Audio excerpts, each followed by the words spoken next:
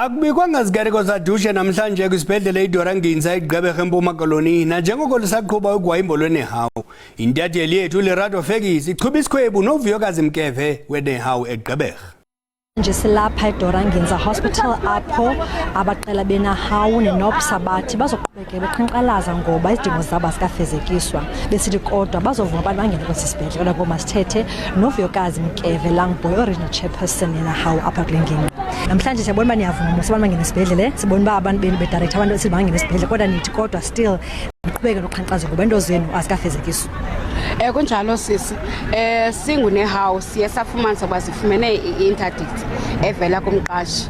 I-interdict ebisithi ke thina singamalungu eNEHAWU sivale iingcango zika-health noba sitshutshisa abantu abangaphakathi ukuthi bangakwazi usebenza.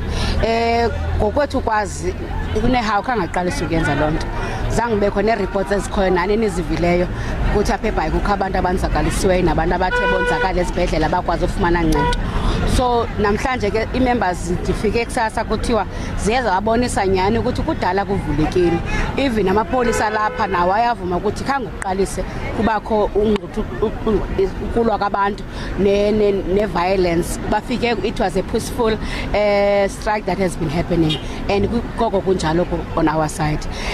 Urhulumente akasiphenduli singabasebenzi kodwa into esithi sizayenza is to comply to the interdict that efunyenwe because asifuni ukuthi abasebenzi be exposed to any harm.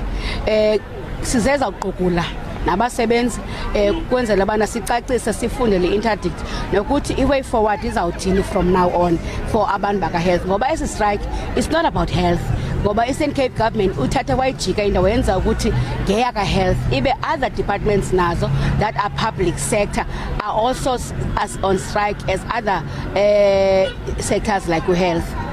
Vuyokazi izidingo zenu mos nithe nifuna i-10% increase, nifuna housing subsidy nyuke tube 2.5 and also nifuna i-resources ziphucuke apha esibhedlele. Ezi ingxaki nimele nazo apha esibhedlele zenu. Okay, ingxaki esimele nazo apha esibhedlele ukuthi ii-posts zabantu umuntu ubhubhile, umuntu resignile, ufumanisa ukuthi kanye umuntu uthatha umhlala phansi, ufumanisa ukuthi eza posts zabantu ukuthi kuthiwa i-baseline ziyatshona ziphele. Yiloo nto ke ufumanisa ukuthi onesi baba exposed ukuthi kuthiwa basebenza ngamandla badinwe.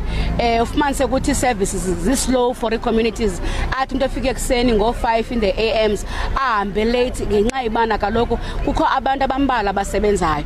So sifumanisa ourselves ukuthi abasebenzi baba exposed kwi-community, i-communities at angry at abasebenzi becinga uba ngabasebenzi abangafuni ukwenzana kodwa yibe abantu bathi kubetha mhlawumbi ndithi 10 o'clock already umuntu say have seen hundreds of people and they're tired. Ufumanisa urhulumente kunzima uqasha abantu or else they bring in contract workers abazaba basemsebenzini for ixesha elincinci.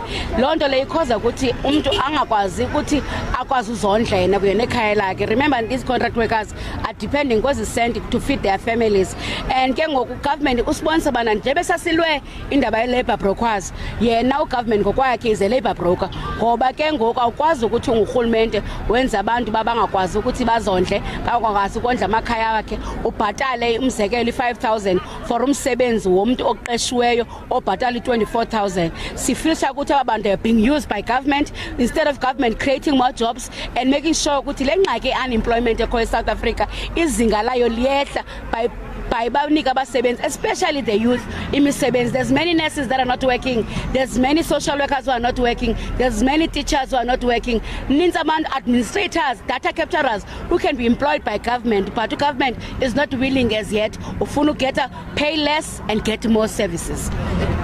Lo nguVuyokazi Mkeve Langboy oyi-regional chairperson eNEHAWU apha e-Eastern Cape esithi urhulumente noko bayekele phantsi kodwa esithi uba bazoyithobela interdict esuka kurhulumente othi ba they must make sure that bayeka abantu angene esibhedlele kodwa esithi kodwa noko urhulumente ubayekele phantsi. Kodwa ngoku masibele back to in studio.